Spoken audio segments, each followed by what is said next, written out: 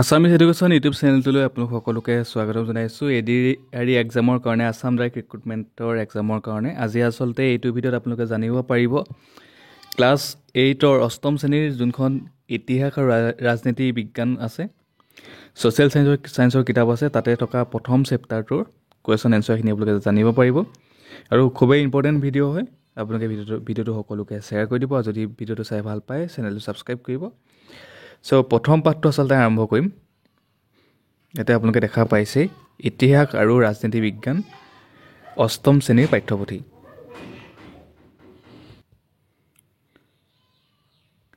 ইয়াতে যদি আপোনালোকে সূচীপত্ৰখিনি চায় তেতিয়াহ'লে দেখা পাইছে ইয়াতে যোনটো প্ৰথম চেপ্টাৰ আছে প্ৰাচীন কামৰূপ ৰাজ্য, এইটোত আপোনালোকে জানিব পাৰিব, এই পাঠটোৰ বিষয়ে জানিব পাৰিব, ইয়াত কি কি আছে গোটেইখিনি জানিব পাৰিব।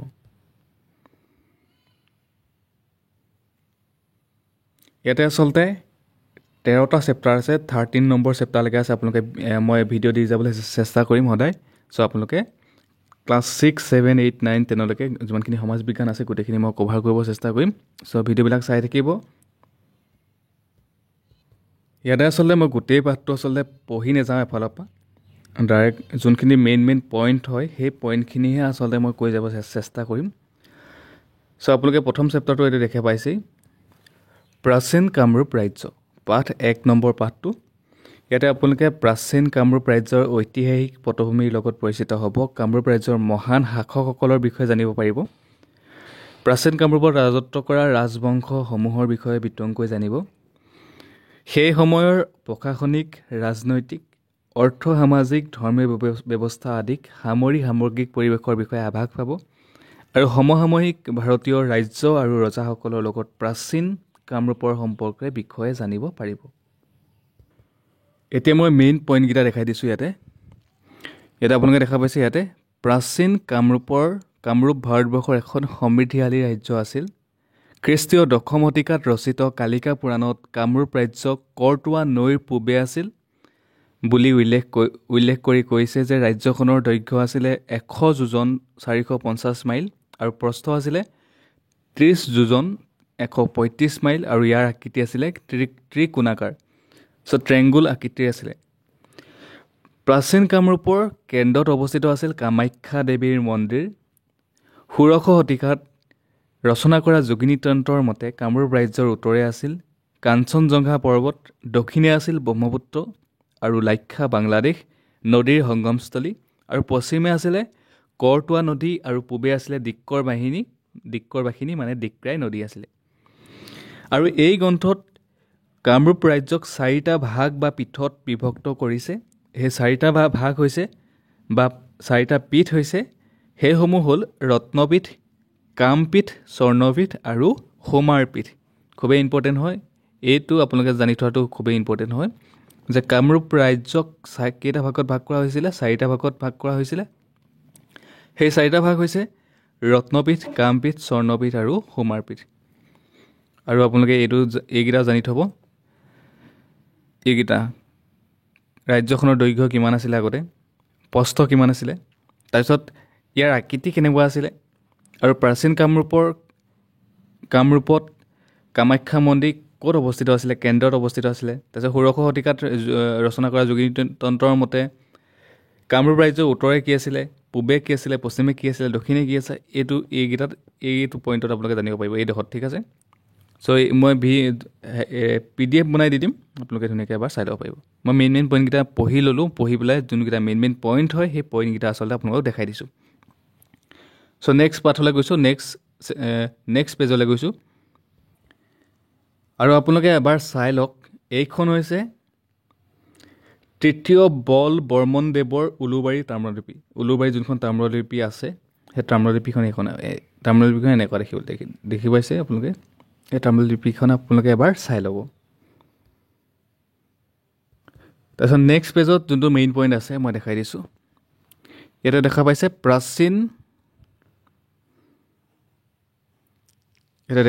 প্ৰাচীন প্ৰাগজ্যোতিষ বা কামৰূপ ৰাজ্য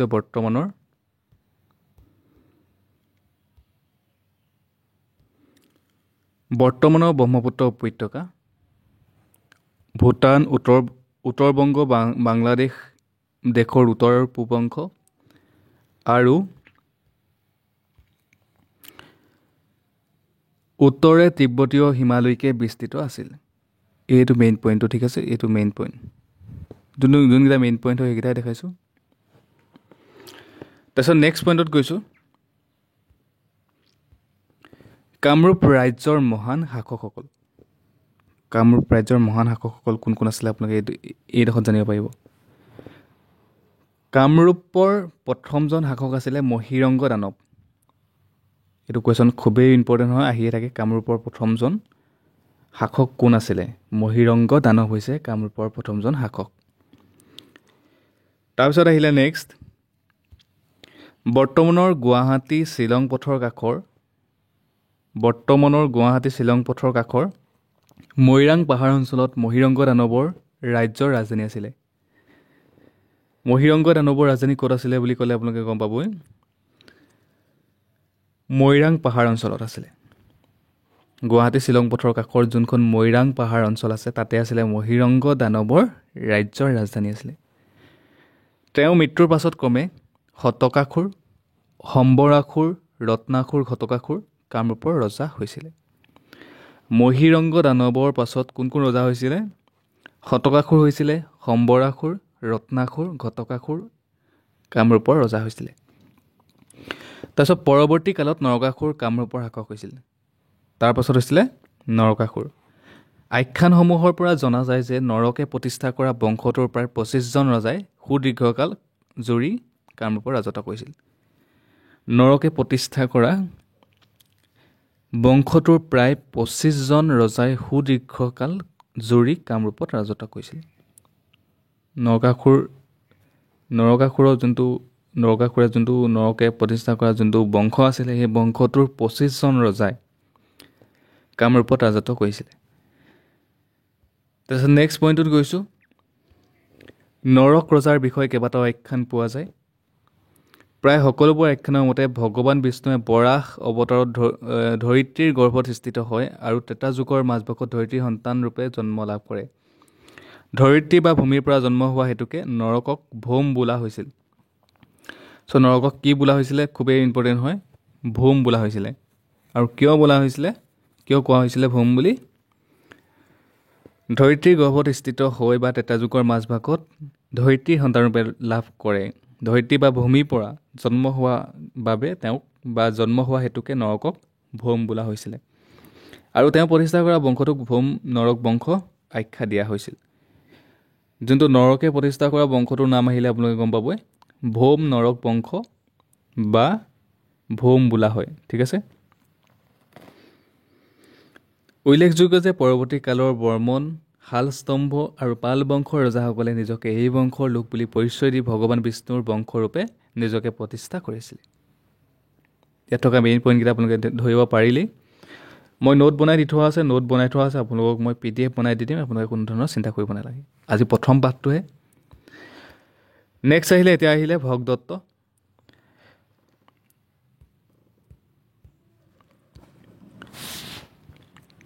সমলসমূহৰ পৰা জনা যায় যে নৰকৰ পাছত তেওঁৰ পুত্ৰ ভগদত্ত কামৰূপৰ সিংহাসনত বহিছিলে। ভগদত্ত নৰকৰ পুতেক কোন আছিলে? ভগদত্ত আছিলে।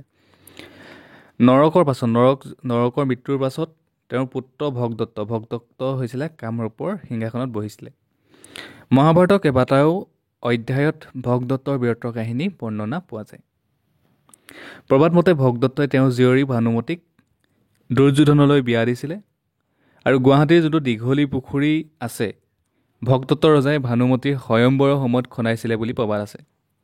খুবেই ইম্পৰ্টেণ্ট হয়। ভগদত্তৰ জীয়ৰীৰ নাম কি সেইটো আহিব পাৰে পৰীক্ষাত। তাৰপিছত ভগদত্তৰ জীয়েকক কালৈ বিয়া দিছিলে, তাৰপিছত গুৱাহাটী দীঘলী পুখুৰী কোনে খন্দাইছিলে আৰু কিয় খন্দাইছিলে, সেইটো এই কুৱেশ্যনকেইটা ইয়াতে সোমাই আছে। নেক্সট আছে, এই বৈবাহিক সম্পৰ্কৰ বাবে পাণ্ডৱৰ লগত মিত্ৰতা থকা স্বত্বেও মহাভাৰতৰ যুদ্ধত ভগদত্তই কৌৰৱৰ পক্ষত অৱতীৰ্ণ হৈছিলে। মই এইডোখৰ পৰা কৈছোঁ। তাৰপিছত আছে মহাভাৰতত প্ৰদান কৰা গুৰুত্ব অনুসৰি ভগদত্ত যে সমকালীন ভাৰতৰ অন্যতম প্ৰসিদ্ধ আৰু প্ৰতাপী ৰজা আছিল সেয়া অনুমান কৰিব পাৰি। ভগদত্তৰ পৰৱৰ্তী কালত কেইবাজনো গুৰুত্বপূৰ্ণ ৰজাই কামৰূপত ৰাজত্ব কৰিছিল। ইয়াৰ ভিতৰত হৈছে বৰজদত্ত, বান ৰজা আৰু ভীষ্মক। ৰজাই প্ৰসিদ্ধি লাভ কৰিছিলে। ভগদত্তৰ পিছত কামৰূপত কোন কোন ৰজা হৈছিলে আপোনালোকে এবাৰ চাই লওক। ব্ৰজদত্ত হৈছিলে, বান ৰজা, ভীষ্মক, এই ৰজাকেইজন হৈছিলে। নেক্সট পেজলৈ গৈছোঁ। এতিয়া আহিলে বৰ্মন বংশ। বৰ্মন বংশ মেইন প্ৰশ্নটো আহিয়ে থাকে, এইটো আহিয়ে থাকে, বৰ্মন বংশ কোনে প্ৰতিষ্ঠা কৰিছিলে? এইটো কুৱেশ্যন খুবেই ৰিপিটেড কুৱেশ্যন হয়। বৰ্মন বংশ কোনে প্ৰতিষ্ঠা কৰিছিলে আহিয়ে থাকে। বৰ্মন বংশ প্ৰতিষ্ঠা কৰিছিলে পুষ্য বৰ্মনে। আনুমানিক 350 পৰা 380 খ্ৰীষ্টাব্দৰ ভিতৰত পুষ্য বৰ্মনে কামৰূপত এক নতুন যুগৰ সূচনা কৰিছিল আৰু তেওঁ প্ৰতিষ্ঠা কৰা বংশটোকে বৰ্মন বংশ বুলি জনা যায়। মনত ৰাখিব, কিমান শতিকাত কৰিছিলে, কিমান খ্ৰীষ্টাব্দত কৰিছিলে? 350 পৰা 380 ভিতৰত কৰিছিলে। পুষ্য বৰ্মনে কামৰূপত এক নতুন যুগৰ সূচনা কৰিছিলে।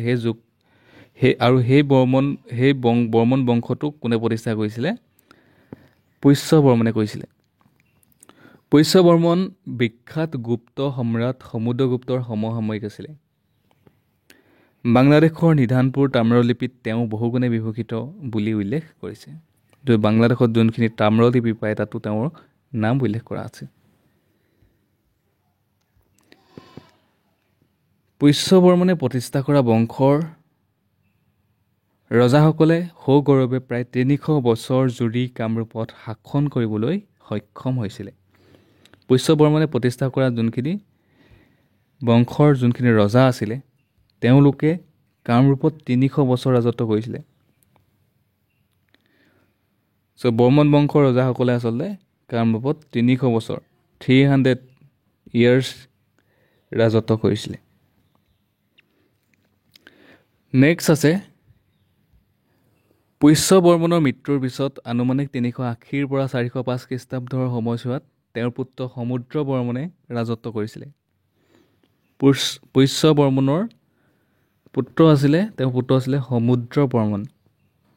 মনত ৰাখিব, তেওঁৰ পুত্ৰৰ নাম হৈছে সমুদ্ৰ বৰ্মন। সমুদ্ৰ বৰ্মন এজন দক্ষ শাসক আছিলে আৰু তেওঁৰ পত্নী দত্ত দেৱী এগৰাকী জ্ঞানী মহিলা আছিলে।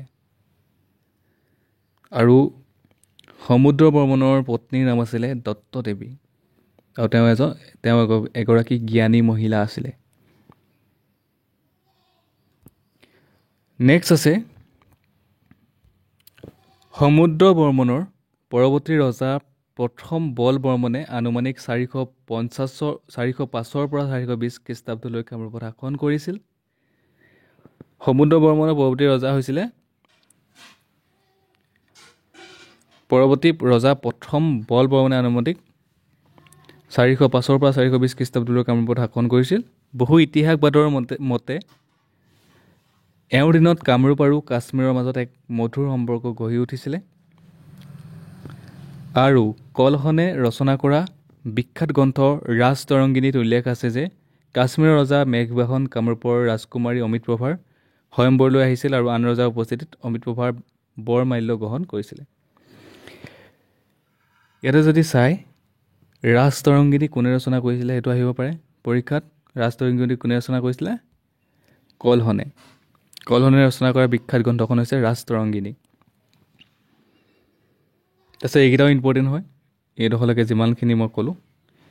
এই বিবাহৰ বৰ্ণনাৰ পৰা অনুমান কৰিব পাৰি যে সমসাময়িক ভাৰতৰ আন ৰাজ্য লগতে কামৰূপ ৰাজ্যও এক লেখত ল'বলগীয়া শক্তি হিচাপে প্ৰতিষ্ঠা লাভ কৰিছিলে।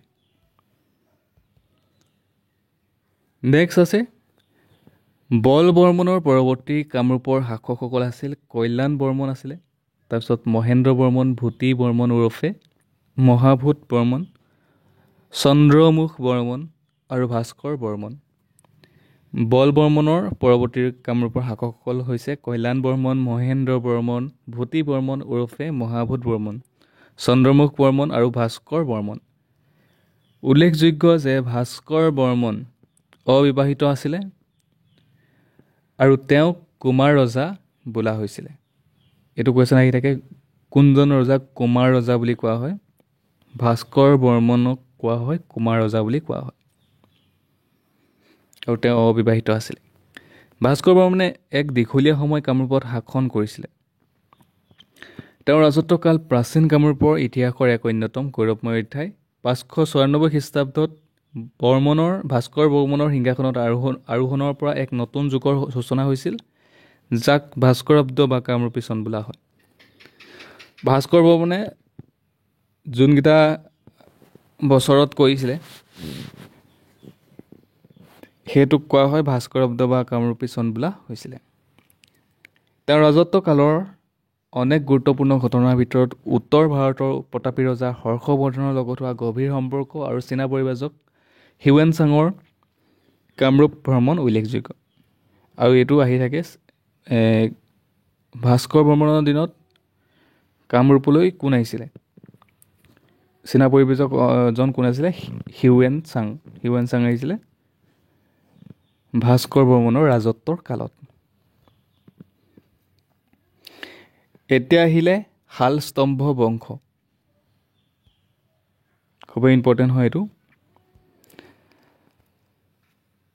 আনুমানিক 650 খ্ৰীষ্টাব্দত অবিবাহিত জীৱন যাপন কৰি কুমাৰ ভাস্কৰ বৰ্মনৰ মৃত্যুৰ পাছত কামৰূপত প্ৰবল ৰাজনৈতিক বিশৃংখলতাৰ সৃষ্টি হৈছিলে।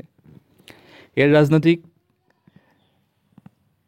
অচলা অৱস্থাৰ পূৰ্ণ সুযোগ গ্ৰহণ কৰি শালস্তম্ভ নামৰ এজন নেতাই কামৰূপৰ সিংহাসন দখল কৰি এক নতুন ৰাজবংশৰ পাতনি মেলে। এই ৰাজবংশটোক শালস্তম্ভ নামেৰে জনা যায়। ভাস্কৰ বৰ্মনৰ পাছত যোনজন ৰজা হৈছিলে তেওঁ হৈছে শালস্তম্ভ।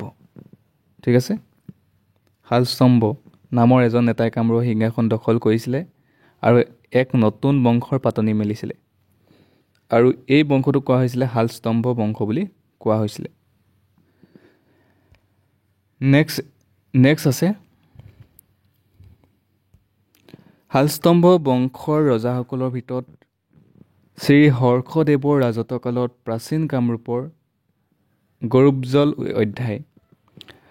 তেওঁৰ ৰাজত্বকালত কামৰূপ ৰাজ্যই গৌড়, বংগদেশ, উৰিষ্যা, কোশল, বিহাৰ আৰু আদি ঠাইত সামৰিক অভিযান চলাই সফলতা অৰ্জন কৰিবলৈ সক্ষম হৈছিলে। তাৰপিছত এতিয়া আহিলে পাল বংশ। এতিয়া আপোনালোকে পাল বংশৰ বিষয়ে জানিব পাৰিব।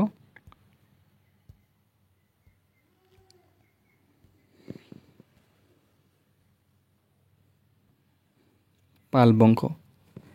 শালস্তম্ভ বংশৰ শেষ ৰজা ত্যাগসিংহ নিঃসন্তান হৈ মৃত্যুবৰণ কৰাত কামৰূপৰ ৰাজসিংহাসন শূন্য হৈ পৰে। এইটো মনত ৰাখিব, শালস্তম্ভ বংশৰ শেষ ৰজা কোন আছিলে? ত্যাগসিংহ। আচলতে প্ৰত্যেকটোতে এটা এটা কুৱেশ্যন ওলাই যায়, আপোনালোকে নিজে এবাৰ লিখি থ'ব পাৰে যে শালস্তম্ভ বংশৰ শেষ ৰজা কোন আছিলে? ত্যাগসিংহ। ঠিক আছে, নেক্সট গৈছোঁ। এনে অৱস্থাত কামৰূপৰ দূৰদৰ্শী মন্ত্ৰী আৰু বিষয়াসকলে ব্ৰহ্মপালক ৰজা মনোনীত কৰে। ব্ৰহ্মপাল ৰজা হৈছিলে। শালস্তম্ভ বংশৰ পিছত কোন ৰজা হৈছিলে? ব্ৰহ্মপাল। ঠিক আছে, মানে বংশ হিচাপত। তাৰপিছত আহিলে ব্ৰহ্মপালৰ নামেৰে এই বংশটোক পাল বংশ বুলি নামাকৰণ কৰা হয়।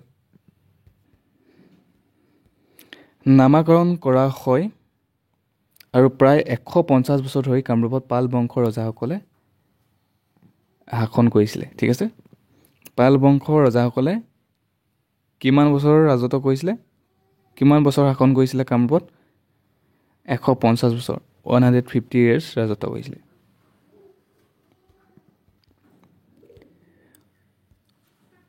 ৰাজ্যকাল পৰিচালনা কৰে। আনুমানিক 10ম শতিকাৰ পৰা আৰম্ভ হোৱা পাল বংশৰ শাসকসকলৰ ভিতৰত ৰত্নপাল আছিল সৰ্বশ্ৰেষ্ঠ ৰজা। আৰু এটা প্ৰশ্ন ওলাই গ'ল যে পাল বংশৰ শাসকসকলে কোনটো শতিকাৰ পৰা কৰিছিলে শাসন? 10ম শতিকাৰ পৰা আৰম্ভ কৰিছিলে তেওঁলোকে। আৰু পাল বংশৰ সৰ্বশ্ৰেষ্ঠ ৰজা আছিলে ৰত্নপাল। এইটো কুৱেশ্যন আহি থাকে, পাল বংশৰ সৰ্বশ্ৰেষ্ঠ ৰজাজনৰ নাম কি বা সৰ্বশ্ৰেষ্ঠ ৰজা কোন আছিলে? ৰত্নপাল আছিলে। তেওঁ এজন বাহুবলী যোদ্ধা, দিগ্বিজয়ী পুৰুষ, ৰত্নৰ দৰে উজ্জ্বল ব্যক্তি সম্পন্ন আৰু অমূল্য গুণৰ অধিকাৰী আছিলে। তেখেত ভগৱান শিৱৰ পৰম ভক্ত হোৱাৰ লগতে বৈদিক পৰম্পৰা মতে জীৱন নিৰ্বাহ কৰিছিল বুলি গুৱাহাটী তাম্ৰলিপিত উল্লেখ আছে। চ' মনত ৰখাটো খুবেই ইম্পৰ্টেণ্ট হয় যে পাল বংশৰ কথা কোনটো ক'ত আচলতে উল্লেখ কৰা আছে বুলি যদি কয়, কোনখন তাম্ৰলিপিত, গুৱাহাটীত যোনখন তাম্ৰলিপি আছে সেই তাম্ৰলিপিত উল্লেখ আছে, মনত ৰাখিব। ৰত্নপালে দুৰ্জয় নামৰ এখন নগৰ প্ৰতিষ্ঠা কৰি এই নগৰৰ ৰাজধানী স্থানান্তৰ কৰিছিল বুলি তাম্ৰলিপিসমূহত উল্লেখ আছে। ৰত্নপালে দুৰ্জয় নামৰ এখন নগৰ প্ৰতিষ্ঠা কৰি এই নগৰৰ ৰাজধানী স্থানান্তৰ কৰিছিল বুলি তাম্ৰলিপিসমূহত উল্লেখ আছে। ঐতিহাসিকসকলে অনুমান কৰিছে যে বৰ্তমান গুৱাহাটী মহানগৰীৰ ব্ৰহ্মপুত্ৰ নদীৰ কাষতে থকা পাণবজাৰ, আমবাৰী, উজান বজাৰ আদি অঞ্চলসমূহ দুৰ্জয় নগৰৰ অন্তৰ্ভুক্ত আছিল। এই নগৰত বহু ধনী সদাগৰ, বিদ্বান লোক, কবি আৰু ধৰ্মগুৰুৱে বসবাস কৰিছিলে। কামৰূপৰ পৰৱৰ্তী ৰজাসকল। পাল বংশৰ শেষ ৰজা জয়পালৰ আনুমানিক 1142 খ্ৰীষ্টাব্দত মৃত্যু হৈছিলে। তেওঁৰ পাছত কামৰূপত পাল বংশৰ ইতিহাস নিৰ্দিষ্টকৈ পোৱা নাযায়। খুবেই ইম্পৰ্টেণ্ট পইণ্ট হয়। পাল বংশৰ পতনৰ পিছত কামৰূপত কেইবাজনো ৰজাই শাসন কৰিছিলে। তেওঁলোকৰ ভিতৰত বৈদ্যদেৱ, ৰাইৰীদেৱ, উদয়কৰ্ণ, বল্লভদেৱ, পৃথু আৰু সন্ধ্যাৰ ৰাজত্বকাল গুৰুত্বপূৰ্ণ। পাল বংশৰ শেষ ৰজা আছিলে জয়পাল, ঠিক আছিলে। তেওঁ মৃত্যু হৈছিলে 1142 খ্ৰীষ্টাব্দত আনুমানিক। তেওঁৰ পাছত কামৰূপত পাল ৰাজবংশৰ ইতিহাস নিৰ্দিষ্টকৈ পোৱা নাযায়। পাল বংশৰ পতনৰ পিছত কামৰূপত কেইবাজনো ৰজাই শাসন কৰিছিলে। তেওঁলোকৰ ভিতৰত আছিলে বৈদ্যদেৱ, ৰাইৰীদেৱ, উদয়কৰ্ণ, বল্লভদেৱ, পৃথু আৰু সন্ধ্যাৰ ৰাজত্বকাল গুৰুত্বপূৰ্ণ।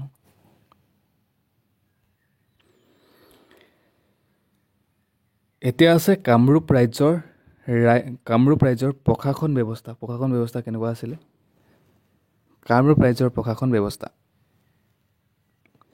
শাসনৰ সুবিধাৰ বাবে যিদৰে আমাৰ দেশক ৰাজ্য, জিলা, মহকুমা, পঞ্চায়ত, গাঁও ইত্যাদি ভাগত ভাগ কৰা হৈছে, একেদৰে কামৰূপ ৰাজ্যখনকো ভুক্তি, মণ্ডল, বিষয়, পুৰ, গ্ৰাম আদি ভাগত ভাগ কৰা হৈছিলে। এতিয়া আমাৰ যেনেকৈ শাসন ব্যৱস্থাত আচলতে যেনেকৈ ভাগ কৰা হয় ৰাজ্য, দেশ, জিলা, মহকুমা, পঞ্চায়ত বা গাঁও হিচাপত যেনেকৈ ভাগ কৰা হয়, কিন্তু তেতিয়াৰ টাইমত আচলতে বেলেগকৈ ভাগ কৰিছিলে। ভুক্তি, মণ্ডল, বিষয়, পুৰ, গ্ৰাম আদি ভাগত ভাগ কৰা হৈছিলে। আনহাতে কিছুসংখ্যক শিলালিপিত ব্ৰহ্মপুত্ৰৰ উত্তৰ পাৰক উত্তৰ কুলদেশ আৰু দক্ষিণ পাৰক দক্ষিণ কুলদেশ হিচাপে নামাকৰণ কৰাও পোৱা যায়। তেতিয়া আচলতে যোনখিনি শিলালিপিত পোৱা যায় যে ব্ৰহ্মপুত্ৰৰ উত্তৰ পাৰক তেতিয়া কোৱা হৈছিলে উত্তৰ কুলদেশ বুলি কোৱা হৈছিলে আৰু দক্ষিণ পাৰক কোৱা হৈছিলে দক্ষিণ কুলদেশ বুলি কোৱা হৈছিলে।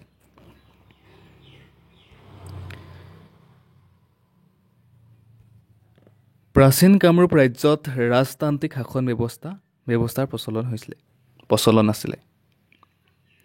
এইটো খুবেই ইম্পৰ্টেণ্ট হয়। প্ৰাচীন কামৰূপ ৰাজ্যত আচলতে কি শাসন ব্যৱস্থা আছিলে? ৰাজতান্ত্ৰিক শাসন ব্যৱস্থা আছিলে। ত' এইটো আহি থাকে আচলতে, এইটো প্ৰশ্ন আহি থাকে আপোনালোকে, সেইটো মানে মই আচলতে গোটেইকেইটাই ইম্পৰ্টেণ্ট হয়। আচলতে ভালকৈ যদি বুজি লয় কথাটো তেতিয়াহ'লে কোনো ধৰণৰ প্ৰব্লেম নহয়, আপোনালোকে বুজি পালেই গোটেইখিনি পাৰিব। নেক্সট আছে শাসকসকলে নিজকে ভগৱানৰ অংশ হিচাপে উপস্থাপন কৰিছিলে। যোনখিনি শাসন কৰিছিলে, যোনখিনি ৰজাসকল আছিলে, তেওঁলোকে আচলতে নিজকে ভগৱানৰ অংশ হিচাপে উপস্থাপন কৰিছিলে। উদাহৰণস্বৰূপে বজালী জিলাৰ ডুবিত উদ্ধাৰ হোৱা ফলিত বৰ্মন বংশৰ প্ৰতিষ্ঠাপক পুষ্য বৰ্মনক বিষ্ণুৰ দ্বিতীয় ৰূপ আৰু নাৰায়ণ বৰ্মনক চক্ৰপাণি হিচাপে বৰ্ণনা কৰা হৈছে। বিষ্ণুৰ দ্বিতীয় ৰূপ আৰু নাৰায়ণ বৰ্মনক চক্ৰপাণি হিচাপে বৰ্ণনা কৰা হৈছে। বজালী জিলাৰ ডুবিত উদ্ধাৰ হোৱা ফলিত নিজৰ ক্ষমতাক প্ৰজাৰ ওপৰত সাব্যস্ত কৰিবলৈ ৰজাসকলে পৰম ভট্টাৰক মহাৰজাধিৰাজ পৰমেশ্বৰ আদি উপাধি গ্ৰহণ কৰা দেখা গৈছে। তেতিয়া আচলতে ৰজাসকলে নিজকে আচলতে নিজৰ ক্ষমতাক প্ৰজাৰ ওপৰত সাব্যস্ত কৰিবলৈ আচলতে ৰজাসকলে উপাধি গ্ৰহণ কৰিছিলে, ডাঙৰ ডাঙৰ উপাধি, যেনে পৰম ভট্টাৰক, মহাৰজাধিৰাজ, পৰমেশ্বৰ, এইবিলাক উপাধি তেওঁলোকে গ্ৰহণ কৰিছিলে। ৰজাসকলৰ ৰাজ্যাভিষেক বৈদিক পৰম্পৰা মতে অতি আড়ম্বৰপূৰ্ণভাৱে অনুষ্ঠিত কৰা হৈছিলে।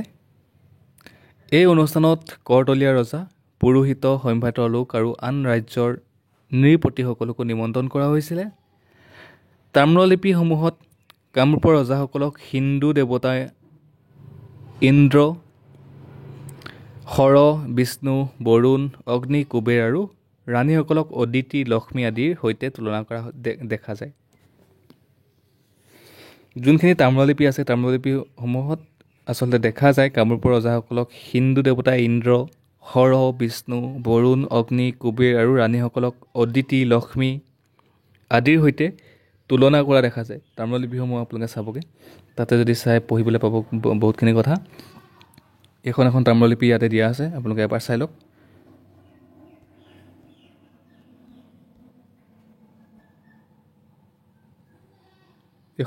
এখন শিলালিপি হয়, 1100 শতিকাৰ আগৰ উমাচল শিলালিপি। এখন শিলালিপি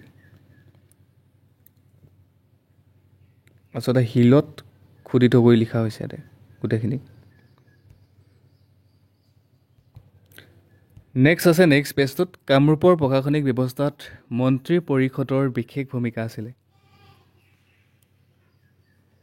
মন্ত্ৰী আৰু উচ্চপদস্থ ৰাজ বিষয়াসকলক অমাত্য, সচিব, মন্ত্ৰী, মহাপ্ৰতিহাৰী আদি নামেৰে জনা গৈছিলে। সেনাবাহিনীৰ মুৰব্বীজনক সেনাধ্যক্ষ আৰু তেওঁৰ তলতীয়া বিষয়াসকলক সেনাপতি, নায়ক, ৰণক আদি নামেৰে নামাকৰণ কৰা হৈছিলে।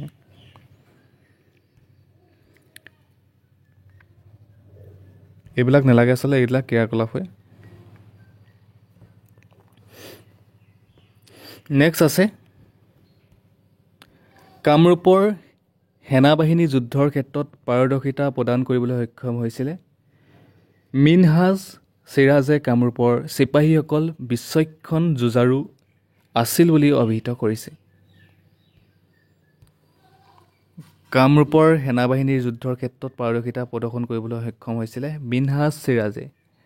কামৰূপৰ চিপাহীসকল বিচক্ষণ যুঁজাৰু আছিল বুলি অভিহিত কৰিছে। প্ৰতিৰক্ষাৰ বাবে দুৰ্গ নিৰ্মাণ কৰা হৈছিলে। কামৰূপৰ সৈন্যবাহিনীত অশ্বাৰোহী, নৌবাহিনী, হস্তী বাহিনী আৰু পদাতিক সৈন্যৰে সুসজ্জিত আছিলে। হিউৱেন-চাঙৰ বিৱৰণীত উল্লেখ আছে যে ভাস্কৰ বৰ্মনৰ 30,000 জাহাজেৰে পৰিপূৰ্ণ এক বিশাল নৌবাহিনী আছিলে আৰু 20,000 হস্তী বাহিনী সমৃদ্ধ এক শক্তিশালী সেনাবাহিনী আছিলে। ভাস্কৰ বৰ্মনৰ 30,000 জাহাজেৰে পৰিপূৰ্ণ এক বিশাল নৌবাহিনী আছিলে আৰু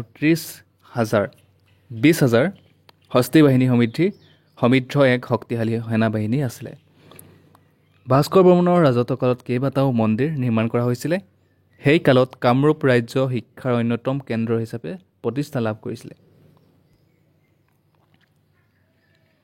নেক্সট পইণ্টত গৈছোঁ।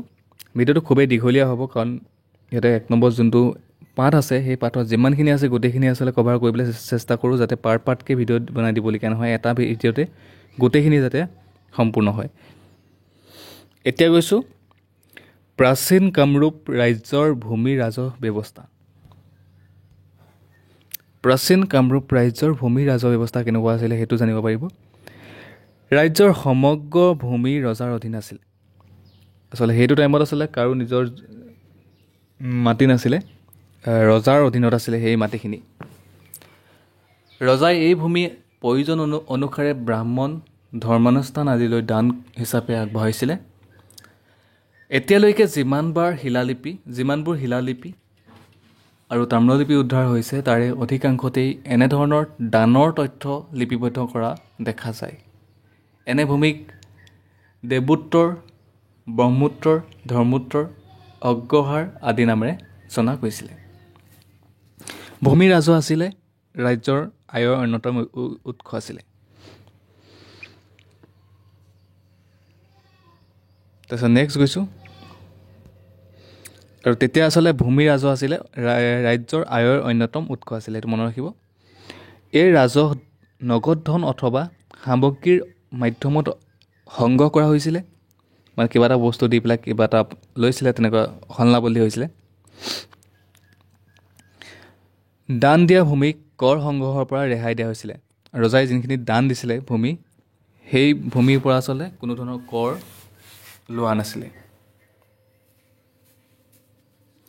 নেক্সট আছে, কোনো ধৰণৰ টেক্স লোৱা নাছিলে তেতিয়া, মানে যোনখিনি ভূমি ৰজাই উপহাৰ হিচাপে দিছিলে বা দান দিছিলে। তাৰপিছত এইকেইটা খুবেই ইম্পৰ্টেণ্ট হয়, সেইকেইটা এবাৰ চাই লওক। জানি থওঁ আহা, দেৱোত্তৰ ভূমি মানে কি আছিলে? দেৱোত্তৰ ভূমি মানে হৈছে দেৱতাৰ নামত দান কৰা ভূমিক দেৱোত্তৰ ভূমি হিচাপে জনা যায়, দেৱোত্তৰ ভূমি। তাৰপিছত আছে ব্ৰহ্মটোৰ ভূমি আছিলে। ব্ৰহ্মটোৰ ভূমি মানে হৈছে ব্ৰাহ্মণসকলক দান কৰা ভূমিক ব্ৰহ্মটোৰ ভূমি হিচাপে জনা গৈছিলে। ধৰ্মোত্তৰ ভূমি আছিলে মন্দিৰৰ বাবে দান কৰা মাটিক ধৰ্মোত্তৰ ভূমি হিচাপে জনা গৈছিলে। অগ্ৰহাৰ ভূমি, অগ্ৰহাৰ মানে হৈছিলে ব্ৰাহ্মণক দান কৰা গাঁৱক অগ্ৰহাৰ বুলি কোৱা হৈছিলে। উল্লেখিত ভূমিক কৰ আদায়ৰ পৰা ৰেহাই দিয়া হৈছিলে। এইখিনি ৰজাই যোনখিনি দান কৰিছিলে ভূমি, এই ভূমিখিনিৰ পৰা আচলতে যাক যাক দান কৰিছিলে বা য'ত য'ত দান কৰিছিলে তাৰ পৰা কৰ লোৱা নাছিলে, কোনো ধৰণৰ টেক্স লোৱা নাছিলে। ঠিক আছে। আৰু তেতিয়া যোনখিনি ভূমি আছিলে সেই ভূমিখিনি আচলতে ৰজাৰ অধীনতে আছিলে, ৰজাৰ আছিলে সেইখিনি। ৰজাই দান কাৰোবাক কৰে বা কাৰোবাক দিয়ে। তাৰপিছত নেক্সট আছে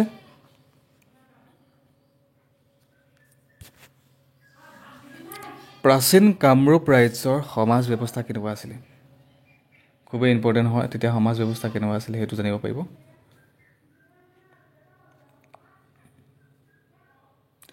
প্ৰাচীন কামৰূপৰ সমাজখন বিভিন্ন নৃগোষ্ঠী যেনে অষ্ট্ৰিক, দ্ৰাবিড়, তিব্বত বৰ্মীয়, আলপাইন আদিৰে গঠিত আছিলে। এইটো মনত ৰাখিব। ভাৰতৰ আন ঠাইৰ তুলনাত প্ৰাচীন কামৰূপত বৰ্ণাশ্ৰম ব্যৱস্থা দৃঢ়ভাৱে পালন কৰা হোৱা নাছিলে। সমাজখনত নানান বৃত্তিধাৰী লোক যেনে বাৰণ, লেখক, বৈদ্য, দৈৱজ্ঞ, কুম্ভকাৰ, কৈৱৰ্ত, তন্তবাই, তাঁতী, নৌকী আদিয়ে কামৰূপৰ আৰ্থ-সামাজিক জীৱন সমৃদ্ধ কৰিছিলে। ভাৰতবৰ্ষৰ আন আন প্ৰান্তৰ দৰে কামৰূপতো ব্ৰাহ্মণসকলৰ স্থান সমাজত উচ্চ আছিলে। কামৰূপৰ ৰজাসকলে ব্ৰাহ্মণক মাটি বাৰী, গাঁও আদি দান কৰিছিলে। প্ৰাচীন কামৰূপৰ সমাজখন উদাৰ আছিলে। এতিয়া নেক্সট পেজলৈ যাওঁ। জানি থওঁ আহা, এইটো খুবেই ইম্পৰ্টেণ্ট হয়। ঠিক আছে। হিন্দু ধৰ্মশাস্ত্ৰত মানুহৰ স্বভাৱ আৰু সাধ্য অনুসৰি বৃত্তি নিৰ্বাচনৰ কথা উল্লেখ আছে। ইয়াক বৰ্ণাশ্ৰম বুলি কোৱা হয়। বৰ্ণাশ্ৰম বুলি কাক কোৱা হয় এইটো আহিব পাৰে। ঠিক আছে। আচলতে ইমান এটা দীঘলীয়া প্ৰশ্ন নাহে, কিন্তু হ'লেও তাতে সুধিব পাৰে। বৰ্ণাশ্ৰম অনুসৰি মানুহৰ 4টা বৰ্ণ নিৰ্ণয় কৰা হৈছে। 4টা বৰ্ণ আপোনালোকে গম পায়, সেইকেইটা হৈছে ব্ৰাহ্মণ, ক্ষত্ৰিয়, বৈশ্য আৰু শূদ্ৰ। এই 4টা বৰ্ণ হৈছে ব্ৰাহ্মণ, ক্ষত্ৰিয়, বৈশ্য আৰু শূদ্ৰ। এই 4টা হৈছে বৰ্ণ। বৰ্ণাশ্ৰম অনুসৰি মানুহৰ 4টা বৰ্ণ নিৰ্ণয় কৰা হৈছে। পৰিয়াল আছিল সমাজৰ ক্ষুদ্ৰতম গোট। এককৰ সলনি যৌথ পৰিয়ালৰ প্ৰচলন অধিক আছিলে। হিউৱেন চাঙৰ CUK গ্ৰন্থত উল্লেখ কৰিছে যে ইয়াৰ মানুহবোৰ চাল চলনাত ধীৰ, গম্ভীৰ আৰু সৎ প্ৰকৃতিৰ আছিলে। এইটো কুৱেশ্যন আহি থাকে। হিউৱেন চাঙে কোনখন গ্ৰন্থ ৰচনা কৰিছিলে? CUK। আৰু সেই গ্ৰন্থখনতে উল্লেখ আছে যে ইয়াৰ মানুহবোৰ যোনখিনি কামৰূপৰ মানুহ আছিলে, সেই মানুহখিনি আচলতে চাল চলনাত ধীৰ গম্ভীৰ আৰু সৎ প্ৰকৃতিৰ আছিল বুলি সেই গ্ৰন্থখনত গ্ৰন্থখনত হিউৱেন চাঙৰ তাত উল্লেখ আছে। জানি থওঁ আহা, এইটো খুবেই ইম্পৰ্টেণ্ট হয়। গোটেইখিনি ইম্পৰ্টেণ্ট হয়। বৰ্মন বংশৰ শ্ৰেষ্ঠ ৰজা কুমাৰ ভাস্কৰ বৰ্মনৰ নামেৰে বৰ্তমান নলবাৰী জিলাত 2011 চনত কুমাৰ ভাস্কৰ বৰ্মা সংস্কৃত আৰু পুৰাতন অধ্যয়ন বিশ্ববিদ্যালয় স্থাপন কৰা হৈছে। কুমাৰ ভাস্কৰ বৰ্মনৰ নামেৰে এখন নলবাৰী জিলাত 2011 চনত, কিমান চনত সেইটো মনত ৰাখিব, 2011 চনত কুমাৰ ভাস্কৰ বৰ্মা সংস্কৃত আৰু পুৰাতন অধ্যয়ন বিশ্ববিদ্যালয় স্থাপন কৰা হৈছে। নেক্সট আহি গ'ল প্ৰাচীন কামৰূপ ৰাজ্যৰ অৰ্থনৈতিক ব্যৱস্থা। অৰ্থনৈতিক ব্যৱস্থা কেনেকুৱা আছিলে এইডোখৰত আপোনালোকে জানিব পাৰিব। চ' ভালেমানখিনি দীঘলীয়া হয়, ভিডিঅ'টো বহুত দীঘলীয়া হ'ব। চ' ভিডিঅ'টো ভালদৰে যদি চায় তেতিয়াহ'লে আপোনালোকে গোটেইখিনি কথা বুজিব পাৰিব। প্ৰাচীন কামৰূপ ৰাজ্যৰ অৰ্থনৈতিক ব্যৱস্থা। অতি প্ৰাচীন কালৰে পৰা কামৰূপত মানুহৰ প্ৰধান জীৱিকা আছিলে কৃষি আছিলে। যেতিয়া মানুহৰ প্ৰধান জীৱিকা আছিলে কৃষি আছিলে, মানুহে খেতি বাতি কৰিছিলে। পাহাৰীয়া অঞ্চলসমূহত কৃষি কৰ্ম জুম পদ্ধতিৰে কৰা হৈছিলে, জুম খেতি কৰা হৈছিলে তেতিয়া। যোনখিনি পাহাৰীয়া অঞ্চল আছে সেই পাহাৰীয়া অঞ্চলখিনিত সোণ উৎপাদন আৰু সোণৰ অলংকাৰ নিৰ্মাণ কামৰূপৰ এক প্ৰাচীনতম উদ্যোগ আছিলে। সোণ উৎপাদন কৰা আৰু সোণৰ অলংকাৰ নিৰ্মাণ কৰা কামৰূপৰ এক প্ৰাচীনতম উদ্যোগ আছিলে। কামৰূপৰ প্ৰায় সকলোবিলাক নদী যেনে সোৱণশিৰি, দিখৌ, বৰগাং, ভৰলী আদি নৈত সোণ পোৱা গৈছিলে। তেতিয়া আচলতে সোৱণশিৰি, দিখৌ, বৰগাং, ভৰলী নৈত সোণ পোৱা গৈছিলে। কৌটিল্যৰ অৰ্থশাস্ত্ৰত কামৰূপৰ সুবৰ্ণ কুণ্ডত সোণ পোৱাৰ কথা উল্লেখ আছে। এইটো খুবেই ইম্পৰ্টেণ্ট হয়। চ' কৌটিল্যই কি ৰচনা কৰিছিলে, কোনখন গ্ৰন্থ ৰচনা কৰিছিলে? অৰ্থশাস্ত্ৰ। বা অৰ্থশাস্ত্ৰ কোনে ৰচনা কৰিছিলে বুলি আহে, কৌটিল্যই ৰচনা কৰিছিলে। ঠিক আছে, মনত ৰাখিব, এইটো আহিয়ে থাকে। কৌটিল্যই ৰচনা কৰা যোনখন গ্ৰন্থ আছিলে সেইখন আছিলে অৰ্থশাস্ত্ৰ। বা উল্টাকৈও দিয়া, অৰ্থশাস্ত্ৰ কোনে ৰচনা কৰিছিলে বা কোনে লিখিছিলে তেনেকৈও আহে, মনত ৰাখিব। কৌটিল্যৰ অৰ্থশাস্ত্ৰত কামৰূপৰ সুবৰ্ণ কুণ্ডত সোণ পোৱাৰ কথা উল্লেখ আছে। যুদ্ধত ব্যৱহাৰ হোৱা শস্ত্ৰ নিৰ্মাণৰ বাবে প্ৰয়োজনীয় লো কামৰূপৰ পাহাৰীয়া অঞ্চলসমূহৰ পৰা আহৰণ কৰা হৈছিলে বুলি ইতিহাসবাদসকলে কয়। প্ৰাচীন কামৰূপত প্ৰচুৰ পৰিমাণে কপাহী কাপোৰ উৎপাদন কৰা হৈছিলে। এই কাপোৰত ৰং দিবৰ বাবে লা, নীল, হালধি আদি সামগ্ৰী ব্যৱহাৰ কৰা হৈছিলে। ইয়াৰ উপৰি প্ৰাচীন কামৰূপৰ মানুহে পাট, মুগা আৰু এৰী কাপোৰৰো ব্যৱহাৰ কৰিছিলে। প্ৰাচীন কালৰে পৰা ভাৰতৰ আন ৰাজ্যৰ লগত কামৰূপৰ বাণিজ্যিক আৰু সাংস্কৃতিক সম্পৰ্ক আছিলে। ইয়াৰ লোকসকল গুজৰাট, কাশ্মীৰৰ উপৰি ভাৰতৰ আন ঠাইৰ লগত সম্পৰ্ক থকাৰ কথা ঐতিহাসিক সমলসমূহে কয়। ইয়াত পোৱা হাতীৰ দাঁত, গড়ৰ খৰ্গ, চামৰা, নানান সুগন্ধি কাঠ, লো, সোণ, তেজপাত আদি বিদেশলৈ ৰপ্তানি কৰা হৈছিলে। চ' এইডোখৰ পৰা আচলতে এইডোখৰলৈকে, ঠিক আছে। নেক্সট আছে প্ৰাচীন কামৰূপ ৰাজ্যৰ ভাষা, সাহিত্য আৰু শিক্ষা ব্যৱস্থা কেনেকুৱা আছিলে।